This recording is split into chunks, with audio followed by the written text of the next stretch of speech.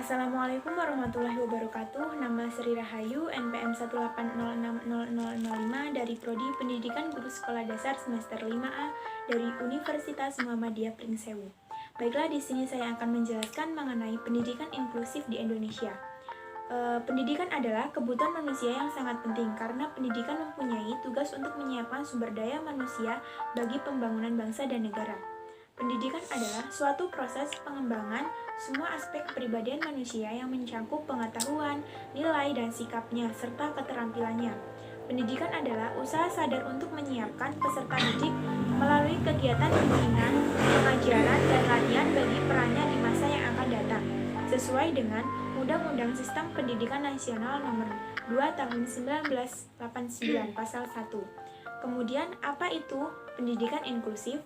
Pendidikan inklusif atau inklusi yaitu pendidikan yang dilaksanakan oleh sekolah atau kelas dengan melibatkan seluruh peserta didik tanpa kecuali, meliputi anak-anak yang memiliki perbedaan bahasa, anak-anak yang berisiko putus sekolah karena sakit, anak-anak yang kekurangan gizi dan tidak berprestasi dengan baik, anak-anak yang berbeda agama, anak-anak yang menyandang HIV atau AIDS, anak-anak yang berkelainan khusus atau cacat, dan anak-anak yang berusia sekolah tetapi tidak sekolah.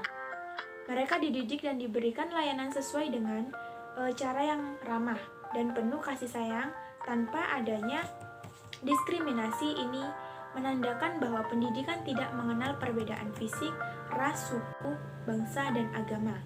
Selanjutnya, berdasarkan Undang-Undang 1945 Pasal 31 Ayat 1 dan Undang-Undang Nomor 2 Tahun 2003 tentang Sistem Pendidikan Nasional, dapat disimpulkan bahwa negara memberikan jaminan sepenuhnya kepada anak berkebutuhan khusus untuk memperoleh layanan pendidikan yang bermutu. Undang-undang yang menjadi bukti hadirnya pendidikan inklusi di tengah masyarakat. Undang-undang tersebut merujuk pada perkembangan pendidikan di Indonesia yang tidak terlepas dari istilah pendidikan inklusif atau inklusi.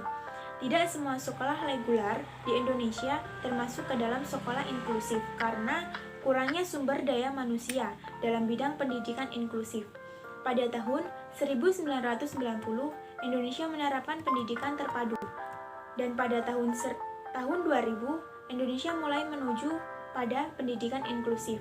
Hal ini menunjukkan perkembangan yang baik bagi pendidikan Indonesia. Dengan adanya pendidikan inklusif, sekolah dituntut melakukan berbagai perubahan melalui dari cara pandang, sikap, sampai pada proses pendidikan yang berorientasi pada kebutuhan individual. Tanpa adanya diskriminasi, dengan begitu, anak yang memiliki kebutuhan khusus dapat terpenuhi pendidikannya sesuai dengan potensi masing-masing. Selanjutnya, landasan dan konsep pendidikan inklusif. Pendidikan inklusif telah menjadi perhatian masyarakat dunia. Beberapa pertemuan internasional yang mendasari pergerakan menuju pendidikan yang berkualitas bagi semua anak melalui pendidikan inklusif. Landasan hukum dan landasan konsepsional menjadi landasan bagi gerakan menuju pendidikan inklusif di Indonesia. Yang pertama, Deklarasi Hak Asasi Manusia pada tahun 1948. Yang kedua, Konvensi Hak Anak pada tahun 1989. Yang ketiga, Konferensi Dunia tentang Pendidikan untuk Semua pada tahun 1990. Yang keempat, Persamaan Kesempatan bagi Orang yang Berkelainan pada tahun 1993. Yang kelima, Pernyataan Salamanca tentang Pendidikan Inklusi pada tahun 1994. Yang keenam, Komitmen Dasar tentang mengenai pendidikan untuk semua pada tahun 2000. Yang ketujuh, pada Deklarasi Bandung pada tahun 2004. Adapun tujuan dan manfaat pendidikan inklusif dimasukkan sebagai sistem layanan pendidikan yang mengikut sertakan anak kebutuhan khusus, belajar bersama anak yang sebayanya di sekolah, baik di sekolah biasa maupun sekolah reguler yang terdekat dengan tempat tinggalnya. Penyelenggaraan pendidikan inklusif memenuhi pihak sekolah melalui penyesuaian baik dari kurikulum, sarana dan prasarana pendidikan maupun sistem pembelajaran sesuai dengan kebutuhan individual peserta didik. Pendidikan inklusif di Indonesia diselenggarakan dengan tujuan yang pertama, yaitu memberikan kesempatan yang seluas-luasnya kepada semua anak, termasuk anak yang berkebutuhan khusus, untuk mendapatkan pendidikan yang layak sesuai dengan kebutuhannya.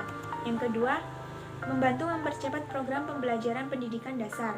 Yang ketiga, membantu meningkatkan mutu pendidikan dasar dan menengah dengan menekankan angka tinggal kelas dan putus sekolah.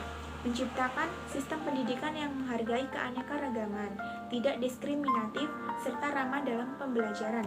Yang keempat, memenuhi amanat Undang-Undang 1945, khususnya pada pasal 32 ayat 1 yang berbunyi setiap warga negara berhak mendapatkan pendidikan. Selanjutnya, alasan penerapan pendidikan inklusif di Indonesia. Yang pertama, semua anak mempunyai hak yang sama untuk tidak diskriminasikan dan memperoleh pendidikan yang bermutu. Yang kedua, semua anak mempunyai kemampuan untuk mengikuti pelajaran tanpa melihat kelainan dan kecacatannya.